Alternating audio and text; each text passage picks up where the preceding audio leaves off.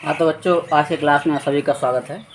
आज हम लोग पढ़ेंगे प्रकाश की प्रकृति, नेचर ऑफ लाइट। प्रकाश की प्रकृति के बारे में बात करेंगे।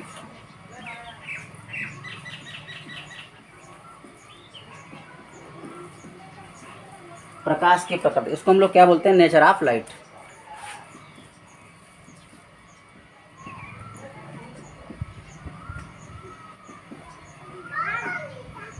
नेचर ऑफ लाइट, प्रकाश की प्रकृति क्या होती है, प्रकाश क्या होता है, ऐसी जानकारी आपको पहले मिल चुकी है।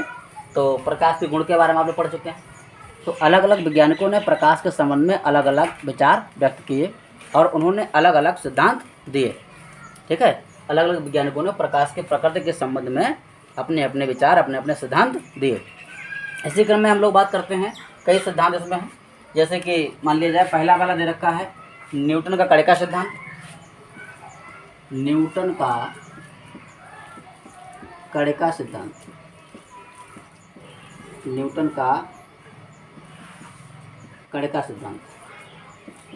ठीक है, ये हमारा पहला सिद्धांत था प्रकाश की प्रकृति के संबंध में। सबसे पहले किसने दिया था? न्यूटन का कण का सिद्धांत। न्यूटन ने क्या बताया? न्यूटन ने बताया था, न्यूटन के बारे में आप जानते हैं थोड़ा बहुत।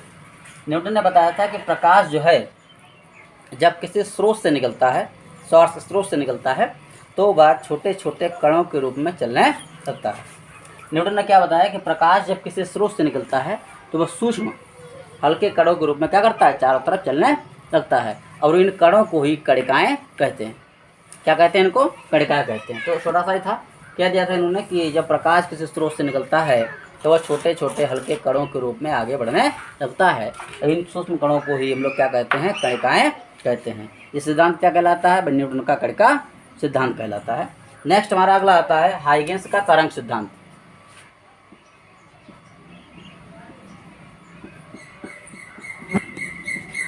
हाइगेंस का तरंग सिद्धांत। हाइगेंस का तरंग सिद्धांत, हाइगेंस वेव थ्योरी।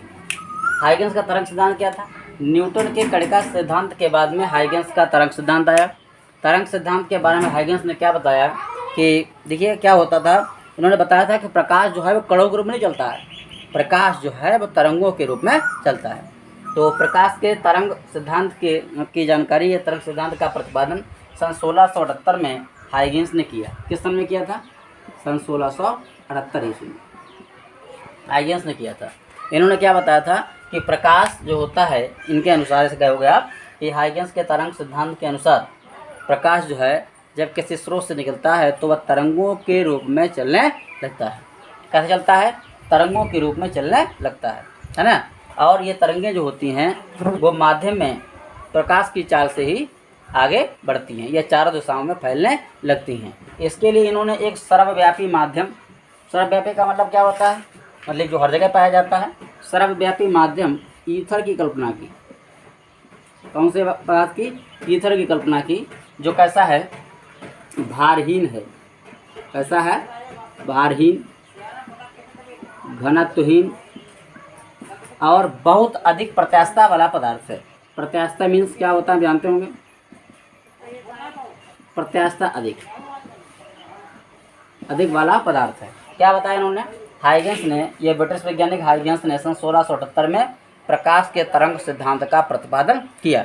इसके लिए उन्होंने बताया कि यह सिद्धांत के अनुसार प्रकाश जो है वह तरंगों के रूप में चलता है और ये तरंगें जो होती हैं जब किसी स्रोत से निकलती हैं तो चारों दिशाओं में प्रकाश की चाल से आगे बढ़ने लगती हैं। ठीक है, इसके लिए उन्होंने कैसा?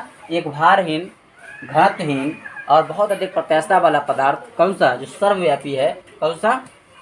ईथर कल्पना की। क्या कल्पना की? ईथर कल्पना की। इसके कारण इसमें कोई भी पदार्थ आसानी से आ सकता है और कोई भी पदार्थ इसमें आसानी से जा सकता है। ठीक है, और क्या होता है कि जब तरंगें किसी वस्तु से टकराती हैं, टकराने के बाद परावर्तित होती हैं और आँख की रेटिना पे गिरती हैं तो वस्तुएं हमें दिखाई देने लगती हैं। बात समझ आ गया? तो क्या था हाइगेंस का तरंग सिद्धांत? हाइगेंस के तरंग सिद्धांत के अनुसार प्रकाश जो है वो कैसे चलता है? जब किसी स्रोत से निकलता है तो वह तरंगों के रूप में आगे बढ़ने लगता है। ये तरंगें जो हैं प्रकाश की चाल से चारों दिशाओं में चलती हैं। इनके लिए इन्होंने एक भारहीन, घनत्वहीन और बहुत अधिक प्रत्यास्थता वाला पदार्थ, कौन से? ईथर की कल्पना की, ठीक है, जो कैसा है बताया था आपको, भारहीन है, घनत्वहीन है, प्रत्यास्थता इसकी बहुत ज़्यादा है, जो वेटलेस है, डेंसिटी लेस है, और इसकी इलास्टिसिटी बहुत ज़्यादा है, जिसके कारण कोई भी कण या कोई पदार्थ इसमें आसानी से आ सकता है और आसानी से जा सकता है, ठीक है। और जब क्या होता है, तरंगें किसी वस्तु से टकरा करके वहाँ से परावर्तित होती हैं, आँख की रेटिना पे गिरती हैं, तो वस्तुएं हमें दिखाई देने लगती हैं, ठीक है। तो ये था इनका क्या था, ये हाइगेंस का तरंग सिद्धांत था। इसी क्रम में बच्चों अगला हमारा आता है तीसरा वाला, मैक्सवेल का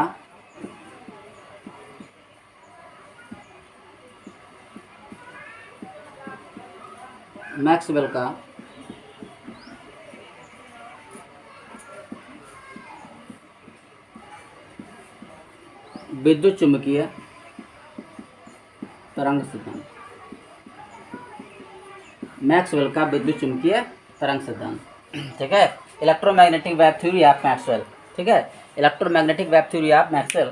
क्या बताया था मैक्सवेल ने बताया कि जब किसी परिपथ में, परिपथ कौन सा होगा, इलेक्ट्रिक परिपथ, जब किसी परिपथ में जो हमारी धारा होती है वह बहुत उच्च आवृत्ति से बदलती है, जब किसी वैद्युत परिपथ में, जब किसी सर्किट में धारा यानी करंट बहुत उच्च आवृत्ति से कन्वर्ट होती है, बदलती है, तो क्या होता है, परिपथ में ऊर्जा एनर्जी जो होती है वो तरंगों के रूप में चलने लगती है। क्या बताया मैक्सवेल ने कि जब किसी परिपथ में क्या होता है, धारा बहुत उच्च आवृत्ति से बदलती है, तो परिपथ में ऊर्जा बच्चों क्या होता है, तरंगों के रूप में चलने लगती है। इन तरंगों क्या कहते हैं, विद्युत चुम्बकीय तरंगें कहते हैं। क्या कहते हैं, इनको विद्युत चुम्बकीय तरंगें कहते हैं, समझ आया। और उन्होंने क्या बताया कि इन तरंगों के संचरण के लिए, चलने के लिए माध्यम की कोई आवश्यकता नहीं होती, इन तरंगों के चलने के लिए माध्यम की आवश्यकता नहीं होती है, और इन तरंगों में वैद्युत क्षेत्र और क्या होता है, चुंबकीय क्षेत्र, ये परस्पर लंबवत होते हैं, ठीक है। क्या होता है, जो इलेक्ट्रिक फील्ड होता है, मैग्नेटिक फील्ड होता है, ये जो होते हैं ईच अदर के परपेंडिकुलर होते हैं, और इसमें जो होता है इन तरंगों को चलने के लिए माध्यम कोई आवश्यकता नहीं होती है। ये तरंगें बच्चों जो होती हैं वो निर्वात में भी यानी वैक्यूम में भी चल सकती हैं, और इन तरंगों की निर्वात में चाल, प्रकाश की चाल जानते होंगे आप, 3 × 10⁸ मीटर पर सेकंड, 3 × 10⁸ मीटर पर सेकंड होती है। कितनी होती है निर्वात में चाल, 3 × 10⁸ मीटर पर सेकंड। कितनी चाल होती है, 3 × 10⁸ मीटर पर सेकंड होती है। और उन्होंने एक नई बात बताई कि प्रकाश भी विद्युत चुम्बकीय तरंगों के रूप में चलता है, प्रकाश भी बच्चों का चलता है, विद्युत चुम्बकीय तरंगों के रूप में चलता है, ठीक है। तो ये हमारा मैक्सवेल का विद्युत चुम्बकीय तरंग सिद्धांत हो गया। एक डायग्राम भी आप चाहें तो बना सकते हैं, ठीक है। अगला हमारा फोर्थ रहेगा प्लांक का क्वांटम सिद्धांत, प्लांक का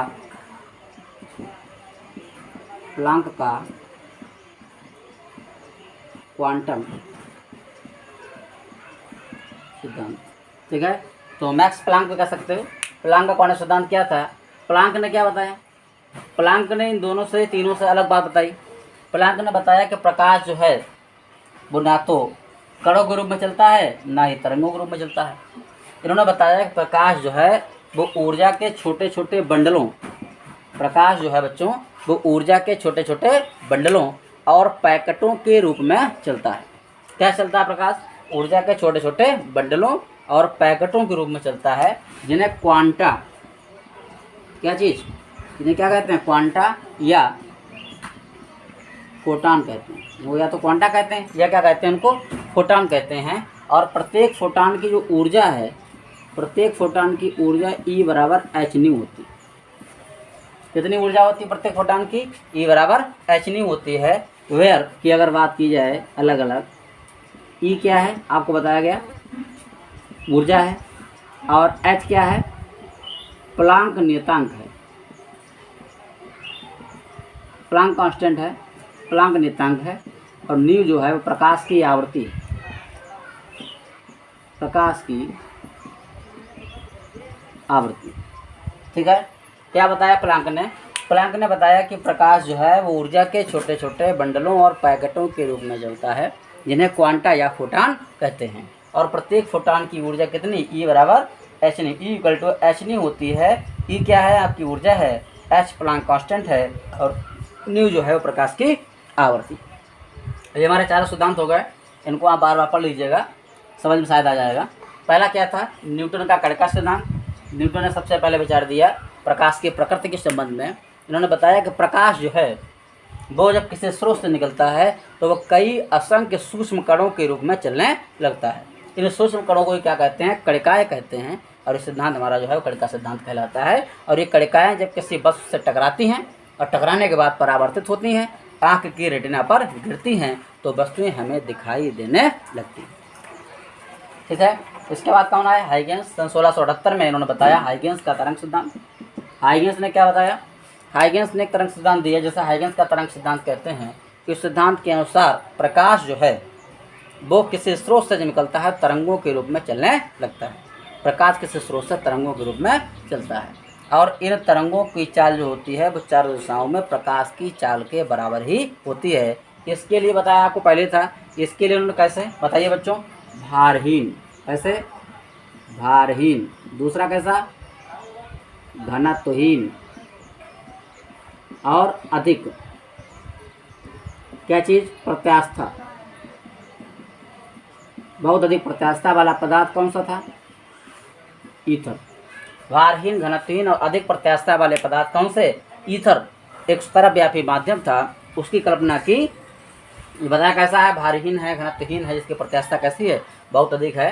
हालांकि ये चीज़ कुछ दिन नहीं चली, बाद में ये चीज़ जो थी ईथर नाम की जो उपस्थिति थी वो गलत सिद्ध हो गई, क्योंकि माइकलसन मोरले ने अपने एक्सपेरिमेंट में सिद्ध कर दिया था कि ईथर नाम की कहीं कोई चीज़ पाई नहीं जाती है, और हाइगेंस का तरंग सिद्धांत जो था वो पूरी तरह से फेल हो गया था। तो उन्होंने बताया था कि प्रकाश क्या होता है, जब किसी स्रोत से निकलता है तो वह तरंगों के रूप में चारों तरफ जो है आगे बढ़ने लगता है। ये तरंगें प्रकाश की चाल से ही माध्यम में आगे चलती हैं, और इसके लिए उन्होंने सर्वव्यापी माध्यम की ईथर कल्पना की, जो एक भारहीन, घनत्वहीन, बहुत अधिक प्रत्यास्था वाला पदार्थ है, जिसके कारण कोई भी पदार्थ, कोई भी कण इसमें आसानी से जा सकता है, आसानी से जा सकता है। और जब ये तरंगें किसी वस्तु से टकराती हैं और टकरा करके परावर्तित होती हैं, हमारी आँख की रेटिना पे गिरती हैं, तो वस्तुएं हमें दिखाई देने लगती हैं।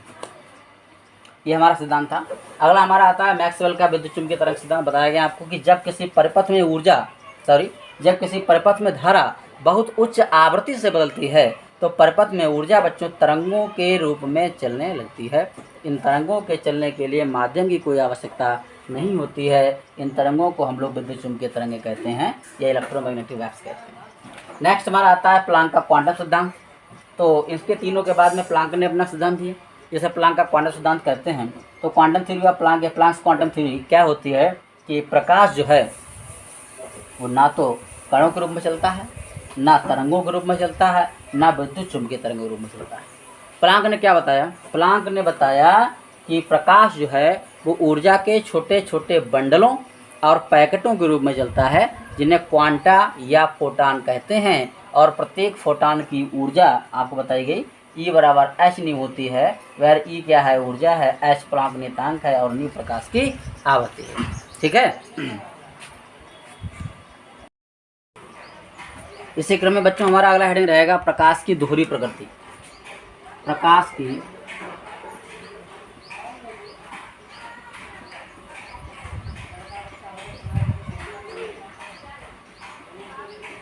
दोहरी प्रकृति, डुअल नेचर ऑफ लाइट। ठीक है, डुअल नेचर ऑफ लाइट क्या होता है, देखिए ऐसी कई घटनाएं हैं। अभी हमने आपको पढ़ाया था कि प्रकाश जो है कई घटनाओं में, कई वैज्ञानिकों ने बताया तरंगों के रूप में चलता है, और कई वैज्ञानिकों ने बताया कि प्रकाश जो है वो कणों के रूप में चलता है। तो हम तरंग सिद्धांत की बात करेंगे तो व्यतिकरण है, विवर्तन है, ध्रुवण है। ये जो हमारी घटनाएं थी प्रकाश की, वो तरंग प्रकृति की जानकारी देती हैं। यदि प्रकाश के तरंग प्रकृति के कारण घटना घटित होती हैं, व्यतिकरण है, विवर्तन है, ध्रुवण है। लेकिन कुछ घटनाएं ऐसी हैं जैसे कि प्रकाश विद्युत प्रभाव है, क्वांटम प्रभाव है आदि, जो है वो ये बताती हैं कि प्रकाश में कणात्मक प्रकृति होती है। तो कुल मिलाकर के ये कहा जा सकता है कि प्रकाश में तरंग और कण, प्रकाश में कौन कौन से, तरंग और कण दोनों प्रकार की प्रकृति पाई जाती है। अर्थात प्रकाश में दोहरी प्रकृति होती है। दोहरी का मतलब क्या होता है, डबल। डबल का मतलब होता है दोहरी। कौन कौन सी, तरंग प्रकृति भी होती है। प्रकाश में कौन कौन सी प्रकृति पाई जाती है, तरंग प्रकृति, तरंग प्रकृति और प्लस दूसरी कौन सी बताई आपको, कण प्रकृति। प्रकाश में दोनों प्रकार की प्रकृति पाई जाती है। तरंग प्रकृति में क्या क्या बताया गया, व्यतिकरण है, हैं, क्या चीज़ है, विवर्तन है, विवर्तन है, और क्या, ध्रुवण। ठीक है, इसकी व्याख्या कैसे हुई, प्रकाश की तरंग प्रकृति से। लेकिन प्रकाश वैद्युत प्रभाव है, प्रकाश वैद्युत प्रभाव है, कांपटन प्रभाव है, आदि जो थी वो घटनाएं किस पर आधारित हैं, कण प्रकृति पर आधारित हैं। इस प्रकार कहा जा सकता है कि प्रकाश में दोहरी प्रकृति होती है। ठीक है, कर पाएंगे यहाँ तक, कोई दिक्कत नहीं है। अब हम बात करेंगे अगले टॉपिक में डी ब्रोगली संबंधित तरंग दैर्घ्य का सूत्र। ठीक है, तो तरंग दैर्घ्य का सूत्र इसके लिए निकालेंगे हम लोग। सबसे पहले हम जानते हैं प्लांक के क्वांटम सिद्धांत से सूत्र क्या होता है। प्लांक के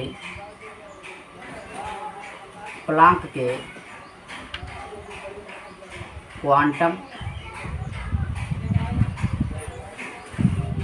सिद्धांत से, प्लांक के क्वांटम सिद्धांत से सूत्र क्या होता है, आपको बताया था हमने आपको, E=hν से ऊर्जा क्या होती है, फोटॉन की ऊर्जा से, फोटॉन की ऊर्जा, फोटॉन की ऊर्जा, सूत्र क्या होता है, E बराबर क्या होता है, hν। क्या फार्मूला होता है, E बराबर क्या होता है बच्चों, hν। लेकिन एक आपको पता होगा आइंस्टीन की थ्योरी ऑफ रिलेटिविटी, आइंस्टीन का सापेक्षता का सिद्धांत क्या होता है, आइंस्टीन के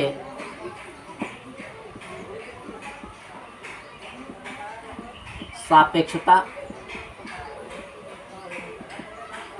सिद्धांत से सूत्र आपको पता है, E होता है mc²।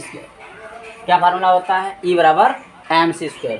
From first and second, from question 1 और 2, समीकरण 1 और 2 से। ठीक है, LHS बराबर है तो RHS बराबर हो जाएंगे। दोनों के जब एक पक्ष बराबर होता है दूसरा पक्ष अपने आप बराबर हो जाता है, तो ये हो जाएगा हमारा mc² = hν।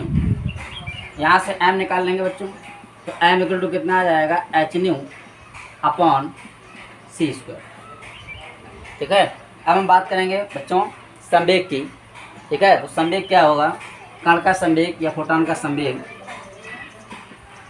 संवेग क्या होगा बच्चों, P बराबर सूत्र होता है mv।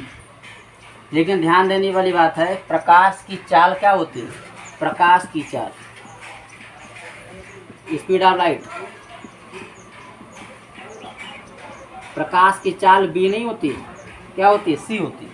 तो यहाँ पर b नहीं लिखेंगे, क्या लिखेंगे, प्रकाश की चाल c है। तो यहाँ पर हमारा जो हो जाएगा v की जगह क्या हो जाएगा, c हो जाएगा। P = क्या होगा, mc। तो P बराबर m की वैल्यू आपको पता चल गई, कितनी है, पुट कर दीजिए, hν/c² × c। c से c क्या हुआ, कैंसिल हो गया, तो P = क्या आया बच्चों, hν/c। ये हमारा यहाँ तक आ गया मोमेंटम, संवेग आ गया। ठीक है, अब आपको पता होना चाहिए, क्योंकि क्या होता है, जो न्यू आवृत्ति होती है सूत्र होता है c/λ। न्यू = क्या होता है, c/λ। यहाँ से बच्चों हम c कैलकुलेट कर लेंगे, जब आप c यहाँ से निकालेंगे तो ये मल्टीप्लाई हो जाएगा न्यू × λ। यहाँ वैल्यू पुट कर देंगे तो P = फार्मूला क्या बनेगा, ध्यान देना है, hν/c। और c की वैल्यू मिल गई हमको, आपको क्या, c की वैल्यू क्या है, न्यू λ। न्यू से न्यू क्या हुआ, कैंसिल हो गया, तो P = हमारा फार्मूला यहाँ से निकल के आया h/λ। हमको वेवलेंथ फाइंड करनी है, तरंगदैर्घ्य निकालनी है, तो जब हम लैम्डा यहाँ से फाइंड करेंगे तो तेरे गुणा हो जाएगा h/ क्या आएगा हमारा, p आ जाएगा। एक हमारा ये फार्मूला बन जाता है। अब आपको बताया था हमने थोड़ी देर पहले ही, चूँकि P = क्या होता है, मोमेंटम, P = क्या होता है, mv होता है। तो जहाँ P लिखा है वहाँ क्या लिखेंगे, mv लिखेंगे। तो लैम्डा = क्या निकल के आया, h/mv। ये हमारा वेवलेंथ का फार्मूला क्रिएट हो गया। ठीक है, तो इस तरीके से हम लोग जो है प्रकाश के लिए वेवलेंथ का जो है डेरिवेशन फाइंड कर सकते हैं। वेयर की अगर बात बच्चों की जाए अलग अलग, तो आप जानते हैं क्या क्या होता है। लैम्डा क्या है, वेवलेंथ, तरंगदैर्घ्य। है ना। एच क्या है, प्लांक नियतांक है, प्लांक कांस्टेंट, प्लांक नियतांक है। एम कण का द्रव्यमान है, मास। और बी क्या है, वेलोसिटी। लिख लेंगे, इसको कर पाएंगे, कोई दिक्कत नहीं है, आसानी से कर सकते हो।